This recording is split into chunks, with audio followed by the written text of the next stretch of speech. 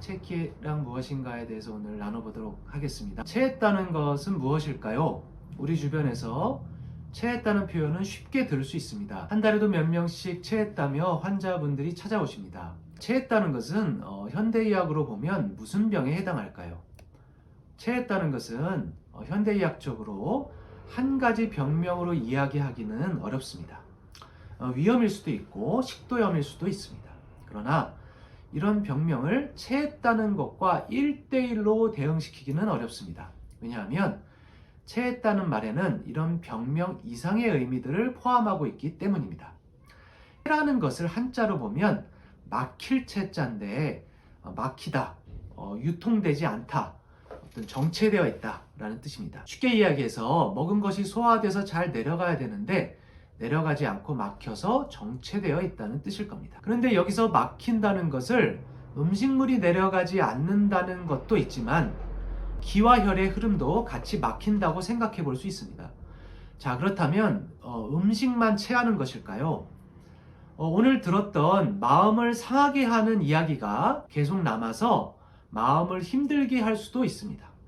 아니면 오늘 심하게 쐬었던 찬 바람에 체할 수도 있습니다.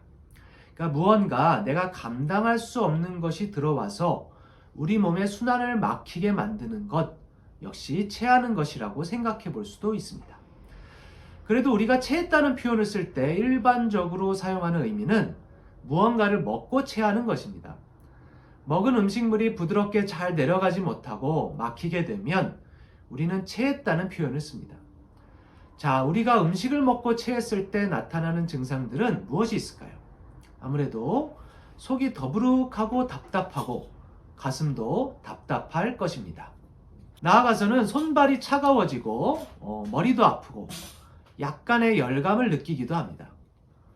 우리의 일상생활에서 우리 주변에서 종종 볼 수 있는 상황입니다. 먹은 음식물에 체했는데 머리는 왜 아프고 또 어지럽고 또 눈은 왜 침침하며 손발은 왜 차가워지는 것일까요? 사람의 몸은 그렇게 이제 쪼개서만 볼 수 있는 것이 아닙니다. 소화에 문제가 생기면 이런 전신적인 순환에 문제가 생기고 급작스럽게 이런 전신적인 증상들로 나타날 수 있습니다. 그래서 체했다는 것이 단순히 소화만의 문제가 아니라 기혈의 순환이 막힌다는 표현을 쓴 것입니다. 이 부분에 대해서는 차차 또 설명을 하도록 하겠습니다. 이번에는 반대로 체기가 내려가고 소화가 잘 되면 어떻게 될까요? 머리가 아픈 것이 편해지고 눈이 맑아지거나 다시 손발이 따뜻해지기도 합니다. 그 밖에 다양한 전신 증상들이 편해지기도 합니다. 체했을 때 손발을 따서 피를 내면 이런 증상들이 호전되는 경험을 하기도 합니다. 자, 제가 이 강의를 통해서 말하고 싶은 것은 사실 단순합니다. 그것이 음식이든 무엇이든 무언가에 체하게 되면 단순히 소화만의 문제로 끝나는 것이 아니라 전신의 순환을 방해하게 되고 갖가지 질병으로 연결될 수도 있다는 것입니다. 반대로 체기를 잘 다스리는 것이 많은 질병의 치료와 예방에 큰 도움이 될 수 있다는 것을 나누고 싶은 것입니다. 현대의학이 발전하고 정밀한 진단 기계들이 날로 진화하지만 이런 수많은 병명들이 담고 있지 못하고 놓치고 있는 본질이 있다고 생각합니다.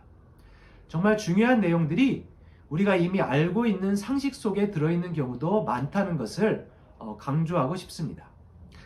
소화를 잘 시키면서 잘 먹고 잘 자고 잘 싸고가 중요하다고 말할 수 있겠습니다.